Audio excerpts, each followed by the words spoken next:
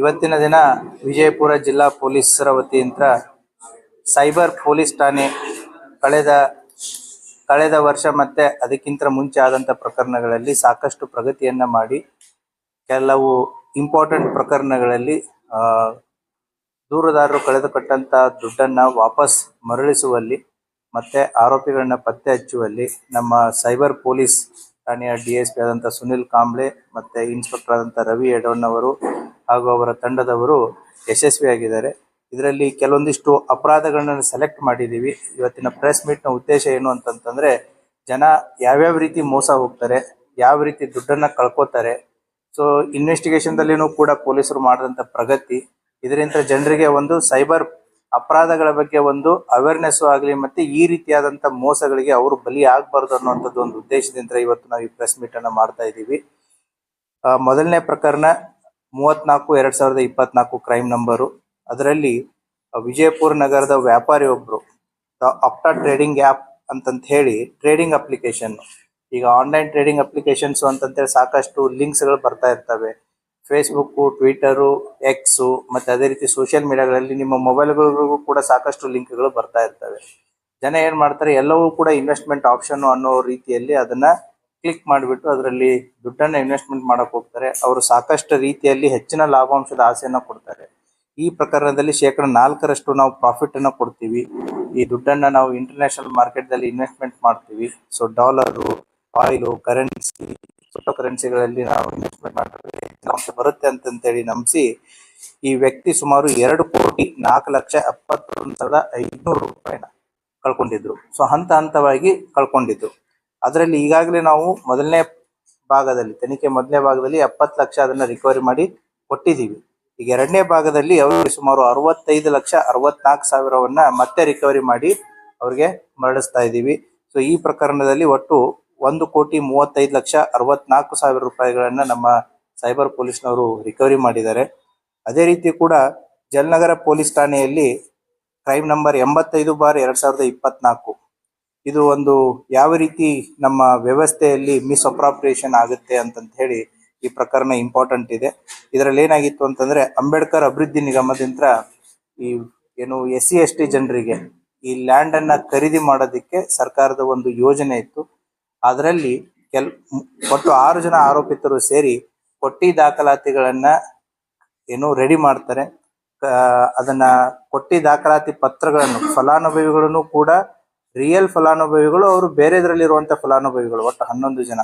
ಆ 11 ಜನದ ಫಲಾನುಭವಿಗಳ ಎಲ್ಲ ಫೋಟೋಸ್ಗಳನ್ನ ಫೇಕ್ ಇವ್ರು ಕ್ರಿಯೇಟ್ ಮಾಡಿರ್ತಾರೆ, ಅದಕ್ಕೆ ಬೇಕಾದಂತ ಫೋಟೋಸ್ಗಳನ್ನ ಡಾಕ್ಯುಮೆಂಟ್ಸ್ಗಳನ್ನ ಇದಕ್ಕೆ ಅಟ್ಯಾಚ್ ಮಾಡಿರ್ತಾರೆ. ಸೊ ಈ ರೀತಿ ಅಟ್ಯಾಚ್ ಮಾಡಿ ಸುಮಾರು 11 ಎಕರೆಯಷ್ಟು ಲ್ಯಾಂಡ್ ಅನ್ನ ಖರೀದಿ ಮಾಡಲು ಎಷ್ಟು ಅಂತಂತಂದ್ರೆ ಒಟ್ಟು ಸರ್ಕಾರಕ್ಕೆ 75,90,000 ಮೋಸ ಮಾಡಿರ್ತಾರೆ. ಸೊ ಇದರಲ್ಲಿರುವಂತಹ ಆರೋಪಿಗಳಂತ್ರ ಈಗ ತನಿಖೆ ಮಾಡಿ ಒಟ್ಟು 27,55,183 ರೂಪಾಯಿನ ಅವರಿಂದ ರಿಕವರಿ ಮಾಡಿದೆ. ಉಳಿದಿದ್ದನ್ನ ಅವರ ಹತ್ರ ಈಗ ಸದ್ಯಕ್ಕೆ ಇಲ್ಲದೆ ಇರೋದ್ರಿಂದ ಅವ್ರ ಮೇಲೆ ನಾವು ಚಾರ್ಜ್ ಶೀಟ್ ಮಾಡಿ ಪ್ರಕರಣವನ್ನ ಕೋರ್ಟ್ಗೆ ದಾಖಲು ಮಾಡಲಾಗಿದೆ. ಆ ಹಿನ್ನೆಲೆಯಲ್ಲಿ ಇದರಲ್ಲಿ ಕರ್ತವ್ಯ ಲೋಪ ಎಸೆದಂತ ಶ್ರೀಮತಿ ರೇಣುಕಾ ಸಾರ್ತಲೆ ಆಗಿರ್ಬೋದು, ತಾಲೂಕು ಅಭಿವೃದ್ಧಿ ಅಧಿಕಾರಿ, ಜಿಲ್ಲಾ ವ್ಯವಸ್ಥಾಪಕರಾದಂಥ ಶ್ರೀಮತಿ ರೇಣುಕಾ ಸಾತರ್ಲೆ, ತಾಲೂಕು ಅಭಿವೃದ್ಧಿ ಅಧಿಕಾರಿಗಳಾದಂಥ ಶ್ರೀ SS ಮನಿಗಿರಿ ಮತ್ತೆ ಮುದೋಳಿ MT ಅನ್ನುವರು ಕರ್ತವ್ಯ ಲೋಪ ಮಾಡಿ ಸರ್ಕಾರಕ್ಕೆ ಸುಮಾರು 75,90,000 ನುಕ್ಸಾನ್ ಮಾಡಿದ್ರು. ಆ ಹಿನ್ನೆಲೆಯಲ್ಲಿ ಪ್ರಕರಣ ದಾಖಲಾಗಿತ್ತು. 3 ಹಂತಗಳಲ್ಲಿ ಇವರು ದುಡ್ಡನ್ನ ವಿಡ್ರಾ ಮಾಡಿರ್ತಾರೆ. 37,90,000 ಒಂದ್ ಹಂತ, 3,79,500 ಒಂದ್ ಹಂತ, ಮೂರನೇ ಹಂತದಲ್ಲಿ 34,15,500 ರೂಪಾಯಿ. ಈ ರೀತಿ ಕೊಟ್ಟಿ ಫಲಾನುಭವಿಗಳಿಗೆ ಈ ದುಡ್ಡನ್ನ ಟ್ರಾನ್ಸ್ಫರ್ ಮಾಡಿ ಆಮೇಲೆ ಅದನ್ನ ವಿಡ್ರಾ ಮಾಡಿ ಸರ್ಕಾರಕ್ಕೆ ಈ ರೀತಿ ಒಂದು ಮೋಸವನ್ನ ಮಾಡಿರ್ತಾರೆ. ಆ ಪ್ರಕರಣವನ್ನ ಕೂಡ ನಮ್ಮ ಸೈಬರ್ ಪೊಲೀಸ್ನವರು ಅವರಂತ್ರ ಸುಮಾರು 27,55,183 ರಿಕವರಿ ಮಾಡಿ ಉಳಿದದ್ದನ್ನ ಚಾರ್ಜ್ ಶೀಟ್ ಮಾಡಿದ್ದಾರೆ. ಸೊ ಕೋರ್ಟ್ ಅಲ್ಲಿ ಅವ್ರಿಗೆ ಮತ್ತೆ ಫರ್ದರ್ ಆಕ್ಷನ್ ಅನ್ನ ಆಗುತ್ತೆ. ದೆನ್ ಮೂರನೇ ಪ್ರಕರಣ, ಇದು ಕೂಡ ಕ್ಲಾಸಿಕ್ ಕೇಸು. ಏನು ಅಂತಂತಂದ್ರೆ ನಮ್ಮ ಜಿಲ್ಲೆಯಲ್ಲಿ ಒಬ್ರು ವೈದ್ಯರೊಬ್ರು, ಅವ್ರದ್ದು ಕೂಡ ಡೈವರ್ಸ್ ಆಗಿತ್ತು.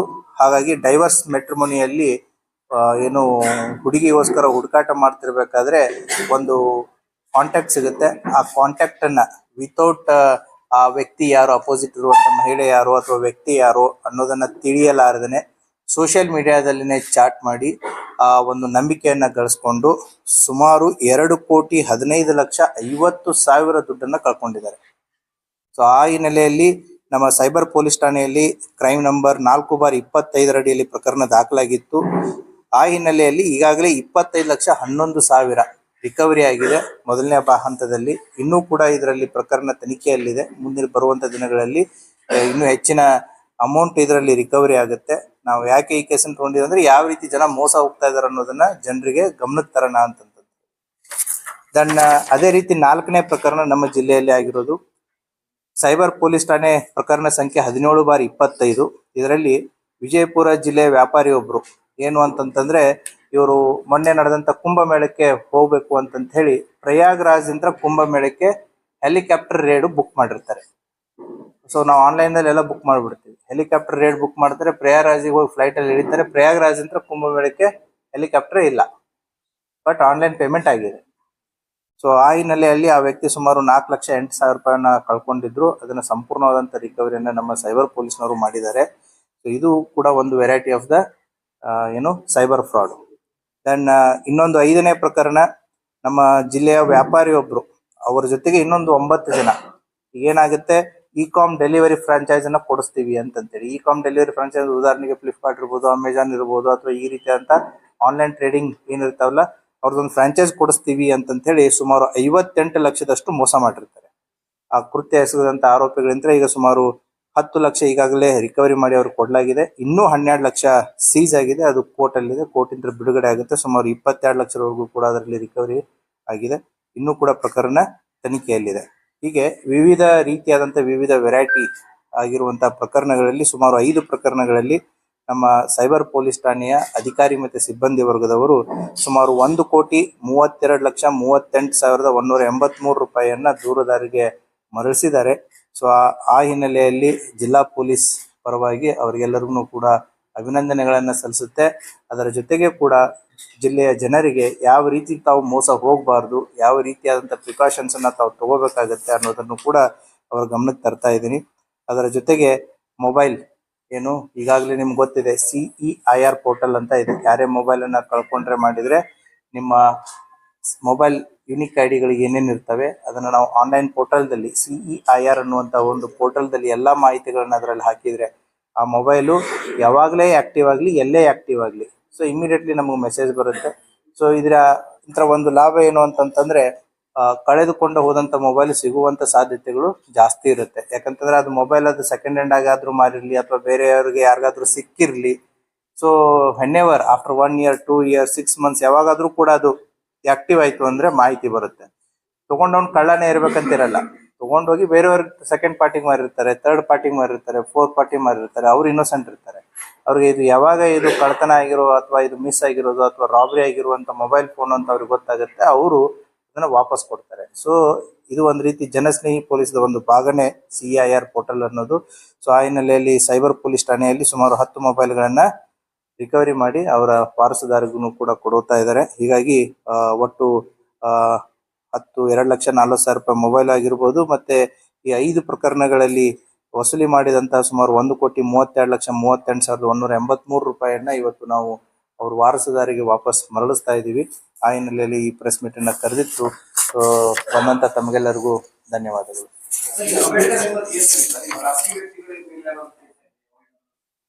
ಹೌದು, ಈ ಸರ್ಕಾರದ ಒಂದು ಯೋಜನೆ ಇದೆ. ಫಲಾನುಭವಿಗಳು SC/ST ಜನಾಂಗದ ಏನು ಇರ್ತಾರೆ ಅವ್ರಿಗೆ ಭೂಮಿಯನ್ನ ಖರೀದಿ ಮಾಡಿ ಕೊಡುವಂತ ಭೂರಹಿತರಿಗೆ ಅದನ್ನ ಭೂ ಖರೀದಿಯನ್ನ ಮಾಡಿಕೊಡುವಂಥದ್ದು ಅಂಬೇಡ್ಕರ್ ಅಭಿವೃದ್ಧಿ ನಿಗಮದಲ್ಲಿ ಒಂದು ಯೋಜನೆ ಇತ್ತು. 2018ರಿಂದ ಇದು ಜಾರಿಯಲ್ಲಿತ್ತು.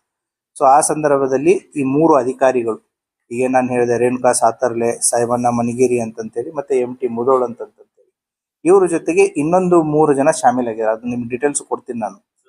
ಸೊ ಅದೇ ಡೀಟೇಲ್ಸ್ ಕೊಡ್ತೀನಿ ನಾನು ನಿಮ್ಗೆ. ಸೊ ಪ್ರೆಸ್ ನೋಟ್ ಅಲ್ಲಿ ಇದೆ, ಅದನ್ನು ಕೊಡ್ತೀನಿ ಡೀಟೇಲ್ ಆಗಿ. ಶರಣಪ್ಪ ಬ್ಯಾಳಿ ಅನ್ನೋರು, ಮತ್ತೆ ಕಮಲವ್ವ ಮಾದಾರ್ ಅನ್ನೋರು, ರಾಣಪ್ಪ ಬ್ಯಾಳಿ ಅನ್ನೋರು ಕೂಡ ಇವರ ಜೊತೆಗೆ ಸಾಥ್ ಕೊಟ್ಟಿರ್ತಾರೆ. ಈಗ ಯಾವ ರೀತಿ ಅಂತಂದ್ರೆ, ನಾನು ಒಂದು ಭೂಮಿಯನ್ನ ಖರೀದಿ ಮಾಡ್ಬೇಕಾಗಿದೆ, ಖರೀದಿ ಮಾಡಿ ಬೆನಿಫಿಷಿಯರ್ಸಿಗೆ ಕೊಡಬೇಕು. ಇವ್ರೇನ್ ಮಾಡಿದ್ದಾರೆ, ಒಂದು 11 ಜನ ಡಮ್ಮಿ ಕ್ಯಾಂಡಿಡೇಟ್ಸ್ ಅವರ ಹೆಸರಲ್ಲಿ ಡಾಕ್ಯುಮೆಂಟ್ಸ್ ಗಳನ್ನ ಕ್ರಿಯೇಟ್ ಮಾಡಿದ್ದಾರೆ. ಸೊ ಇವರು ಬೆನಿಫಿಷಿಯರಿ ಅಂತ ತೋರಿಸ್ಕೊಳ್ಳೋದಕ್ಕೆ ಜೆನ್ಯೂನ್ ಇರುವಂತ 11 ಜನರ ಡಾಕ್ಯುಮೆಂಟ್ಸ್ಗಳನ್ನ ಇದಕ್ಕೆ ಅಟ್ಯಾಚ್ ಮಾಡ್ತಾರೆ. ಸೊ ಅಟ್ಯಾಚ್ ಮಾಡಿಬಿಟ್ಟು ಇನ್ನು ಭೂಮಿ ಖರೀದಿ ಮಾಡ್ಬೇಕಂತಂದ್ರೆ ದುಡ್ಡು ಬೇಕಲ್ಲ, ಆ ದುಡ್ಡನ್ನ ಈ ಫಲಾನುಭವಿಗಳ ಅಕೌಂಟ್ಸ್ಗಳಿಗೆ ಅಂತಂದ್ರೆ ಫೇಕ್ ಅಕೌಂಟ್ಸ್ ಏನಿರುತ್ತೆ ಅವ್ರಿಗೆ ಆ ದುಡ್ಡನ್ನ ಕಳಿಸ್ತಾರೆ, ಅದನ್ನ ವಿಡ್ರಾ ಮಾಡ್ತಾರೆ.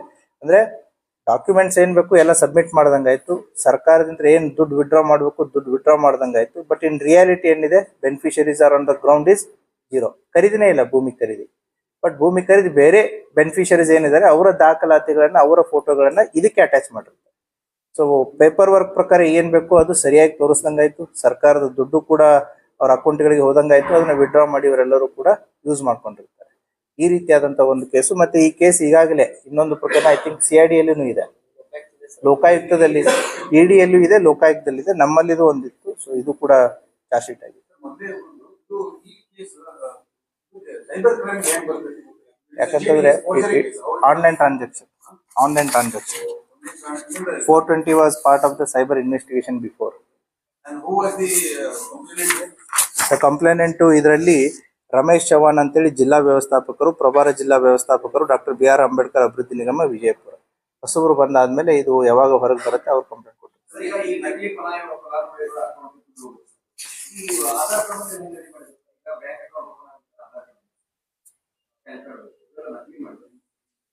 ನಕಲಿ ಮಾಡಿನೇ. ನಕಲಿ ಅಂತಂತಂದ್ರೆ ಬೇರೆ ಬೆನಿಫಿಷರೀಸ್ ಆರ್ ರಿಯಲ್, ಅವ್ರು ಬೇರೆ ಬೆನಿಫಿಟ್ ಸಿಕ್ಕಿದೆ, ಅವರ ದಾಖಲಾತಿಗಳನ್ನ ಇದಕ್ಕೆ ಸಬ್ಮಿಟ್ ಮಾಡಿರೋದು.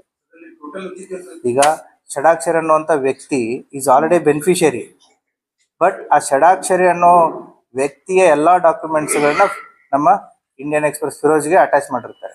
ಸೊ ದಾಖಲಾತಿಗಳು ಏನು, ಎಸ್ ಬೆನಿಫಿಷರೀಸ್ ರಿಯಲ್, ಡಾಕ್ಯುಮೆಂಟ್ ಸರಿ ಇದೆ, ಎಲ್ಲ ಇದೆ. ಬಟ್ ಷಡಾಕ್ಷರಿಗೆ ಆಲ್ರೆಡಿ ಲ್ಯಾಂಡ್ ಬಂದಾಗಿದೆ, ಬಟ್ ಷಡಾಕ್ಷರಿ ಎಲ್ಲಾ ದಾಖಲಾತಿಗಳನ್ನ ಫಿರೋಜ್ಗೆ ಅಟ್ಯಾಚ್ ಮಾಡಿದ್ದಾರೆ.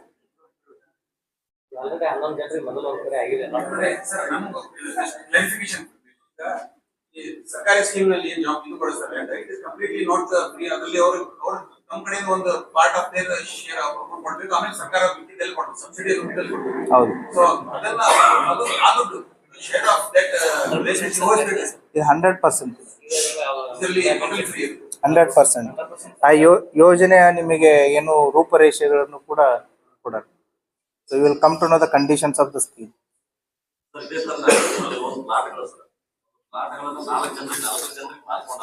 ಅದರಲ್ಲಿ ಅದಕ್ಕೆ ಕಂಪ್ಲೇಂಟ್ ಯಾರ್ಯಾರು ತಂದು ಕೊಡ್ತಾರೆ, ಅದು 100% ಕೇಸು ಚಾರ್ಜ್ ಶೀಟ್ ಆಗುತ್ತೆ, ಇನ್ವೆಸ್ಟಿಗೇಷನ್ ಆಗುತ್ತೆ. ಈಗಾಗಲೇ ಅಂತವ್ ಸುಮಾರು 27-29 ಪ್ರಕರಣಗಳು. ಅದನ್ನ ಸಪರೇಟ್ ಆಗಿ ಒಂದು ಪ್ರೆಸ್ ಮೀಟ್ ಮಾಡುತ್ತೆ. ಆಲ್ರೆಡಿ ನಮ್ದು ಎಲ್ಲಾ ಕೇಸಸ್ಗಳು ಚಾರ್ಜ್ ಶೀಟ್ ಆಗಿದಾವೆ. So will do the press meet separately regarding that, because 1-2 ಅಲ್ಲ, ಸುಮಾರು 27 ಪ್ರಕರಣಗಳು ನಾವು ಅದನ್ನ ಒಂದು SIT ತರ ಮಾಡಿ ಅವುಗಳನ್ನೆಲ್ಲ ಈಗ ಚಾರ್ಜ್ ಶೀಟ್ ಮಾಡಿದೆ. ಅದರದ್ದು I think may be next 1 week or 10 days ಅಲ್ಲಿ ನಿಮ್ಗೊಂದು ಇನ್ನೊಂದು ಪ್ರೆಸ್ ಮೀಟ್ ಮಾಡಿ ಅದ್ರ ಬಗ್ಗೆ ನಾವು ಮಾಹಿತಿಯನ್ನು ಕೊಡ್ತೀವಿ. ಎಲ್ಲ ಕರ್ನಾಟಕನೇ, ಎಲ್ಲ ಕರ್ನಾಟಕ ಅಲ್ಲ. ಈ ಕೇಸು ಅಂಬೇಡ್ಕರ್ ಅಭಿವೃದ್ಧಿ ನಿಗಮ ಸೈಬರ್ದು ಹೊರಗಡೆ ಮೆಜಾರಿಟಿ ಎಲ್ಲರೂ ಹೊರಗಡೆನೆ. ಇದರಲ್ಲಿ ಏನಾಗುತ್ತೆ, the offences more than 7 years ಇದ್ರೆ ಅರೆಸ್ಟ್ ಮಾಡ್ತೀವಿ. ಅಫೆನ್ಸಸ್ ಲೆಸ್ ದ್ಯಾನ್ 7 years ಇದ್ದಾಗ ನಾವು ಫಸ್ಟ್ ಪೊಲೀಸ್ ನೋಟಿಸ್ ಕೊಟ್ಟು ಅವ್ರನ್ನ ತನಿಖೆಗೆ ಕರಿತೀವಿ. ಸೊ ಚಾರ್ಜ್ ಶೀಟ್ ಅಂತೂ ಹಾಗೆ ಆಗುತ್ತೆ.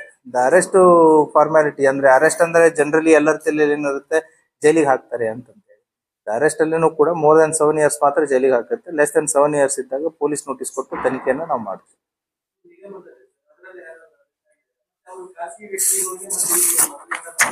ಹೌದು, ಖಾಸಗಿ ವ್ಯಕ್ತಿ 3 ಜನಕ್ಕೆ ಮತ್ತೆ ಇವರಿಗೆ ಮುಂಚೆ ಅಂತ ಪರಿಚಯ ಇದೆ. ಅರೆಸ್ಟ್ ಇದರಲ್ಲಿ ಬೇಲ್ ಅದು ಮೊದಲೇ ಆಗಿದೆ, ಬೇಲ್ ಎಲ್ಲ ಮೊದಲೇ ಆಗಿದೆ. So it is all about ಅದನ್ನ ಯಾವ ರೀತಿ ಮೋಸ ಮಾಡಿದ್ರು ಅನ್ನೋದನ್ನ ಡಿಗ್ ಮಾಡೋದೇ ಇನ್ವೆಸ್ಟಿಗೇಷನ್. ಸೊ ಪ್ರೈಮಾ ಫೇಸಿಲಿ ಇನಿಷಿಯಲಿ ಗೊತ್ತಿರಲ್ಲ. So it is a 420 case. ಹಾಗಾಗಿ ಅವ್ರು ಆಲ್ರೆಡಿ ಆಂಟಿಸಿಪೇಟರಿ ಬೇಲ್ ಉಗಿಲ್ ಎಲ್ಲ ರೆಗ್ಯುಲರ್ ಬೇಲೆ ತಗೊಂಡಾಗ್ಬಿಟ್ಟು ಇದು 2024 ಪ್ರಕರಣ. ಈಗ ಒಂದು ಲಾಜಿಕಲ್ ಅಂತ ಬಂದು ಅದು ಚಾರ್ಜ್ ಶೀಟ್ ಆಗಿದೆ. ಅದರಲ್ಲಿ ಒಬ್ರು ಡೆತ್ ಆಗಿದೆ, ಒಬ್ರು ರಿಟೈರ್ಡ್ ಆಗಿದ್ದಾರೆ, ಒಬ್ರು ವರ್ಕಿಂಗ್ ಇದ್ದಾರೆ. That is the departmental action will be taken by the concern department. That's what. ಅದರಲ್ಲಿ ಒಬ್ರು ರಿಟೈರ್ಡ್ ಆಗಿದ್ದಾರೆ, ಒಬ್ರು ಡೆತ್ ಆಗಿದ್ದಾರೆ, ಒಬ್ರು ಸರ್ವಿಸ್ ಅಲ್ಲಿ ಇದ್ದಾರೆ. So that concern disciplinary action will be taken by the concern department. Okay, thank you.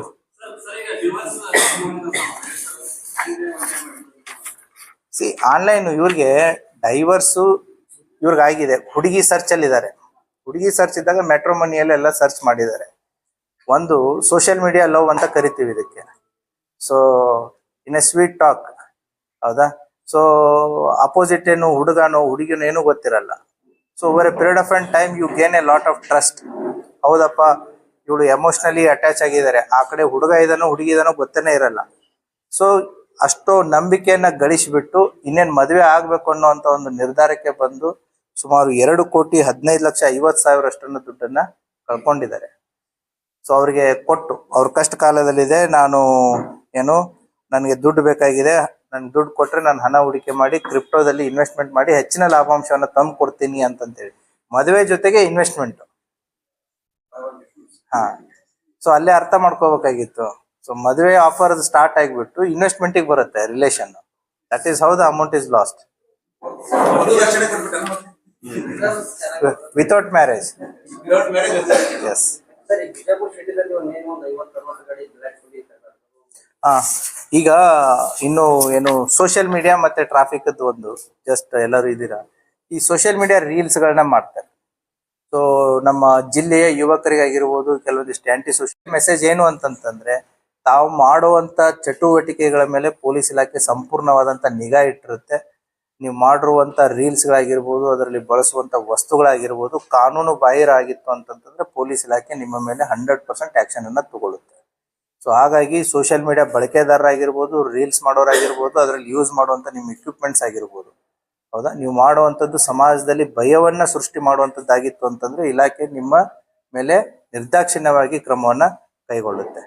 ಇನ್ನೊಂದು, ಈಗ ಏನು ದ ಸ್ಪೆಷಲ್ ಡ್ರೈವ್ ಅನ್ನೋದಕ್ಕೆ ದಿಸ್ ಜನವರಿ ಮಂತ್ ಏನು ಅಂತಂದ್ರೆ ದ ಟ್ರಾಫಿಕ್ ಅವೇರ್ನೆಸ್ ಮಂತ್ ಅಂತಂದ್ರೆ ನಾವು ಪ್ರತಿ ವರ್ಷ ಮಾಡೇ ಮಾಡ್ತೀವಿ. ಸೊ ನಮ್ಮ ಜಿಲ್ಲೆಯಲ್ಲಿ ಸುಮಾರು on an average last 5-6 years ನಾನು ಡೇಟಾ ನೋಡಿದ್ರೆ ಅರೌಂಡ್ 450 ಡೆತ್ಸ್ ಆಗುತ್ತೆ ಆಕ್ಸಿಡೆಂಟ್ಸ್ಗಳಲ್ಲಿ over a period of 1 year. ಅದರಲ್ಲಿ 70-75% ಟೂ ವೀಲರ್ದಲ್ಲೇ ಆಗ್ತವೆ. ಸೊ ಹಾಗಾಗಿ ಅದನ್ನು ಕೂಡ ಈಗ ಸ್ಕೂಲು ಕಾಲೇಜ್ ಇದರ 2 steps, ಒಂದು ಎನ್ಫೋರ್ಸ್ಮೆಂಟ್ ಇರುತ್ತೆ, ಒಂದು ಅವೇರ್ನೆಸ್ ಇರುತ್ತೆ, ಇನ್ನೊಂದು ಪಾರ್ಟಿಸಿಪೇಷನ್ ಇರುತ್ತೆ. ಈ ಮೂರು ಆದಾಗ ಮಾತ್ರ ಇದು ಸಕ್ಸಸ್ಫುಲ್ ಆಗುತ್ತೆ. ಅವೇರ್ನೆಸ್ ನಾವು ಎವ್ರಿ ಟೈಮ್ ಮಾಡ್ತಾನೆ ಇರ್ತೀವಿ. ಅವೇರ್ನೆಸ್ ಎಲ್ಲರಿಗೂ ಗೊತ್ತಿದೆ, ಹೌದಾ. ಈಗ ನಮ್ಮ ಬಸವರಾಜರು ಹಿಡಿದಿರೋ ಮೊಬೈಲು ಸುಮಾರು ಒಂದು 30,000 ರೂಪಾಯಿದಿದೆ. ಅದ್ರ ಕವರು ಏನಂತಂದ್ರೆ ಇಲ್ಲ 20,000 ಇದೆ, ಇಲ್ಲ 10,000 ಇದೆ, 15,000 ಇರ್ಲಿ.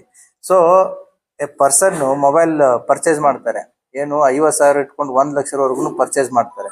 ಬೈಕ್ ವ್ಯಾಲ್ಯೂ ಎಷ್ಟಿದೆ ಟೂ ವೀಲರ್ದು? ಅದು 50,000 ಅಂತ ಹಿಡಿದು 1,00,000 ಇದೆ. ನಿಮ್ಮ ಮೊಬೈಲ್ಗೂ ಅಷ್ಟೇ ಇದೆ. 50,000 ಅಂತ 1,00,000, 20,000, 15,000, so up to 1 lakh 1.5 lakh ವರೆಗೂ ಮೊಬೈಲ್ ಇದೆ. ನೀವು ಮೊಬೈಲ್ ಅನ್ನು ಪ್ರೊಟೆಕ್ಟ್ ಮಾಡ್ಕೊಳ್ಳೋದಕ್ಕೆ ತಗೊಂಡ ತಕ್ಷಣ ಏನ್ ಮಾಡ್ತೀರಾ? ಫಸ್ಟ್ ಅದಕ್ಕೊಂದು ಸ್ಕ್ರೀನ್ ಗಾರ್ಡು, ಒಂದು ಕವರ್ ಹಾಕ್ತೀರಿ. ನೀವು 1,00,000 ಬೈಕ್ ತಗೊಂಡು ಅದರಲ್ಲಿ ಓಡಾಡೋರು ನೀವು, ಮಾಡೋರು ನೀವು, ನಿಮ್ಮ ಕುಟುಂಬ ಸದಸ್ಯರನ್ನ ಕೂಡಿಸ್ತೀರಿ, ಮಕ್ಕಳನ್ನ ಕೂಡಿಸ್ತೀರಿ. ಆಕ್ಸಿಡೆಂಟ್ ಅಲ್ಲಿ ಮ್ಯಾಕ್ಸಿಮಮ್ ಡೆತ್ ಆಗೋದೇ ಹೆಡ್ ಇಂಜುರಿ ಅಂತ ಟೂ ವೀಲರ್ಸ್. ಸೊ ಹಾಗಾಗಿ 100% ಹೆಲ್ಮೆಟ್ ಹಾಕೋದ್ರಿಂದ ಸರ್ಕಾರಕ್ಕಾಗ್ಲಿ ಪೊಲೀಸ್ ಇಲಾಖೆಗಾಗ್ಲಿ fine is not the issue. The purpose is to save the lifes, ಹೌದಾ. ಒಂದು ಕುಟುಂಬದಲ್ಲಿ ಒಬ್ಬ ದುಡಿಯುವಂತ ವ್ಯಕ್ತಿ ಬದುಕದ ಅಂತಂತಂದ್ರೆ ಆ ಕುಟುಂಬಕ್ಕೆ ಎಷ್ಟು ಪ್ರಯೋಜನ ಆಗುತ್ತೆ ಅನ್ನೋದನ್ನ ನಾವು ಅರ್ಥಕೊಳ್ಬೇಕಾಗತ್ತೆ. ಆ ಹಿನ್ನೆಲೆಯಲ್ಲಿ ಟ್ರಾಫಿಕ್ ಆಗಿರ್ಬೋದು, ಮತ್ತೆ ಈ ಟಿಂಟೆಡ್ ಗ್ಲಾಸಸ್, ಹೌದಾ. ಟಿಂಟೆಡ್ ಗ್ಲಾಸಸ್ ಜನರಲಿ ಯಾರು ಯೂಸ್ ಮಾಡ್ತಾರೆ ಅಂದ್ರೆ ಕಾಮನ್ ಮ್ಯಾನ್ ಯೂಸ್ ಮಾಡಲ್ಲ. ಈ ಆಂಟಿ ಸೋಷಿಯಲ್ ಎಲಿಮೆಂಟ್ಸ್ ಜಾಸ್ತಿ ಯೂಸ್ ಮಾಡೋದು. ಅವ್ರ ಹೊರಗಡೆ ಎಲ್ಲಿ ಹೋದ್ರು ಏನ್ ಹೋದ್ರು ಅವ್ರ ಕಣ್ಣಿಗೆ ಕಾಣಬಾರ್ದು ಅಂತಂತೇಳಿ ಆ ರೀತಿ ಟಿಂಟೆಡ್ ಗ್ಲಾಸಸ್ ಗಳನ್ನ ಕಪ್ಪು ಏನು ಕವರ್ಸ್ ಅನ್ನ ಹಾಕಿಬಿಟ್ಟು ಹೊರಗಡೆ ಇದ್ದಿದ್ದು ಕಾಣಿಸುತ್ತೆ, ಒಳಗಡೆ ಇದ್ದಿದ್ದು ಯಾರು ಕಾಣಿಸ್ಬಾರ್ದು ಅನ್ನುವಂತ ಉದ್ದೇಶದಿಂದನೂ ಮಾಡ್ತಾರೆ. ಮತ್ತೆ ಬಿಸಿಲಿಗೂ ಕೂಡ ಕೆಲವೊಂದಿಷ್ಟು ಜನ ಮಾಡ್ತಾರೆ. But there is certain percentage of glare ಇರ್ಬೇಕು ಅನ್ನೋದು ಇದೆ ಅದರಲ್ಲಿ, not 100%. A certain percentage is allowed, not 100%. So ಹಾಗಾಗಿ ಅದನ್ನು ಕೂಡ ನಮ್ಮ ಟ್ರಾಫಿಕ್ ಪೊಲೀಸರು ಅದನ್ನ ಎನ್ಫೋರ್ಸ್ಮೆಂಟ್ ಮಾಡ್ತಾ ಇದ್ದಾರೆ. ಸೊ ಟ್ರಾಫಿಕ್ ಮ್ಯಾನೇಜ್ಮೆಂಟ್ ಕಂಟ್ರೋಲಿಗೂ ಸಂಬಂಧಪಟ್ಟಂತೆ ಈಗಾಗಲೇ ಅದು ಬಿಲ್ಡಿಂಗ್ ಕನ್ಸ್ಟ್ರಕ್ಷನ್ ನಡೀತಾ ಇದೆ. ಮತ್ತೆ ಅಡ್ಮಿನಿಸ್ಟ್ರೇಟಿವ್ ಅಪ್ರೂವಲ್ ಕೂಡ ಪ್ರಾಜೆಕ್ಟ್ ನಗರಾಭಿವೃದ್ಧಿ ಇಲಾಖೆಯಿಂದ ಸಿಕ್ಕಿದೆ. I think by June we should be able to have our own traffic management control. So tender and everything will be done by Vijaypur Development Authority. ಅದು ಕೂಡ ಕೆಲಸ ನಡೀತಾ ಇದೆ. By June end we should have a TMC, a traffic management control in place, so that the camera enabled, artificial intelligence based enabled traffic management system ಕೂಡ ನಮ್ಮ ಸಿಟಿಗೆ ಬರುತ್ತೆ ಅನ್ನುವಂಥ ಒಂದು ಆಶಾಭಾವನೆ ಇದೆ. There work is already in progress. Administrative approvals ಏನೇನು ಆಗ್ಬೇಕಾಗಿತ್ತು ಕಾರ್ಪೊರೇಷನ್ ಯಂತ್ರ ಆಗಿರ್ಬೋದು ಮತ್ತು ವಿಜಯಪುರ ಡೆವಲಪ್ಮೆಂಟ್ ಅಥಾರಿಟಿ ಯಂತ್ರ ಆಗಿರ್ಬೋದು ಎಲ್ಲ ಕೂಡ ಕೆಲಸಗಳಾಗಿದ್ದಾವೆ. ಇನ್ನೇನು the tender and work order and the implementation I believe it should happen in next 5 months. So by June we should be able to see all of you including police wearing helmets compulsorily. ಇಲ್ಲ ಅಂತಂತಂದ್ರೆ ಮನೆಗೆ ನೋಟಿಸಸ್ಗಳು ಚಾನಲ್ಸ್ಗಳು ಬರೋದಕ್ಕೆ start ಆಗುತ್ತೆ. Discipline, the civic discipline ಅನ್ನೋದೇನಿದೆ automatically falls in line. So we are hoping for the better future. ನಾವೇ ಒಂದು video share ಮಾಡಿದ್ರಿ, ಅದ್ರಲ್ಲಿ ಏನಾಗಿದೆ? ತಾವು ಸೋಷಿಯಲ್ ಮೀಡಿಯಾದಲ್ಲಿ ಅದೇನು ವಿಡಿಯೋ ವೈರಲ್ ಆಗಿತ್ತು, ನಾವು ಕೂಡ ಮಾಧ್ಯಮದವರಿಂದ ಬಂದಂತ ಒಂದು ವಿಡಿಯೋ ಕ್ಲಿಪ್ ಇತ್ತರನೇ ಅದನ್ನು ನಾವು ಅಬ್ಸರ್ವ್ ಮಾಡಿದೀವಿ. ಅದರಲ್ಲಿರುವಂತ ವಿಕ್ಟಿಮ್ ಯಾರು ಅಂತಾನು ಗೊತ್ತಾಗಿದೆ. ಅದರಲ್ಲಿರುವಂತ ಅಕ್ಯೂಸ್ಗಳದ್ದು ಒಬ್ಬ ವ್ಯಕ್ತಿದು ಮಾತ್ರ ಅದು ಸೂರ್ಯನ ಬೆಳಕಿನಲ್ಲಿ ಕೂಡ ಪೂರ್ತಿಯಾಗಿ ಇದು ಆಗಿರ್ಲಿಲ್ಲ. But superficially have the information about the victim and who are the accused ಅಂತ ಹೇಳಿ. ಸೊ ಅದ್ರ ಜೊತೆಗೆ ಇನ್ನೊಂದು ಕೌಂಟರ್ ವಿಡಿಯೋನು ಕೂಡ ತಮ್ಮ ಗಮನಕ್ಕೆ ಬಂದಿದೆ ಅಂತ ಅನ್ಕೋತೀನಿ. ಆ ವ್ಯಕ್ತಿ ಏನ್ ಹೇಳಿದಾನೆ ಅನ್ನೋದು ಕೂಡ ನಿಮ್ಗೆ ಗೊತ್ತಿದೆ. ಈಗ police is tracing the victim first. ಆ ವಿಕ್ಟಿಮ್ ಕಲಬುರಗಿ ಜಿಲ್ಲೆ ಶಾಬಾದ ತಾಲೂಕಿನವನನ್ನು, ಶಾಬಾದ್ ಊರಿನವನನ್ನು ಗೊತ್ತಾಗಿದೆ. Already our police are in touch with him now. So I think by evening we should be able to know what exactly has happened based on his statement. Okay.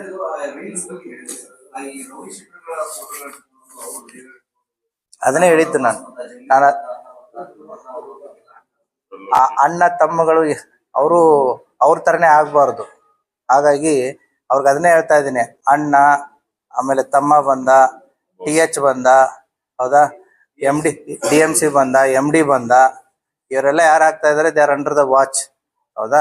So they will be action will be taken as per the law. ಅವ್ರಿಗೆ ಅದು ಎಚ್ಚರಿಕೆಯ ಮಾತನ್ನ ಅವ್ರಿಗೆ ಹೇಳಿರೋದು. ಯಾರು ಈ ರೀತಿ ರೌಡೀಸ್ಗಳ ಬಗ್ಗೆ ಆಗಿರ್ಬೋದು, ಜೈಲಿಂದ ಬಂದವರಾಗಿರ್ಬೋದು, ಸಮಾಜದಲ್ಲಿ ಏನು ಒಳ್ಳೆ ಕೆಲಸ ಮಾಡಿ ಬಂದವರಲ್ಲ ಇವರು. ಸಮಾಜಘಾತಕ ಶಕ್ತಿಗಳು, ಕೊಲೆ, ಮರ್ಡರು, ಇಂಥ ಡಕಾಯಿತಿ, ದರೋಡೆ ಕೇಸುಗಳಲ್ಲಿ ಜೈಲಿಗೆ ಹೋಗಿ ಬಂದು ಇವ್ರು ಏನಾದ್ರು ರೀಲ್ಸ್ ಗಳನ್ನ ಮಾಡೋದಾಗ್ಲಿ ಅಥವಾ ಅವರ ಪರವಾಗಿ ರೀಲ್ಸ್ ಮಾಡೋರು ಯಾರಾದ್ರೂ ಇತ್ತು ಅಂತಂದ್ರೆ ಅವರ ಅಗೇನೆಸ್ಟ್ ಕಟ್ಟುನಿಟ್ಟಿನ ಕ್ರಮವನ್ನ ಇಲಾಖೆ ಈಗಾಗಲೇ ಹಲವಾರು ಪ್ರಕರಣಗಳನ್ನು ದಾಖಲೆ ಮಾಡಿ ಅವ್ರ ಮೇಲೆ ಕ್ರಮವನ್ನ ಕೈಗೊಂಡಿದೆ.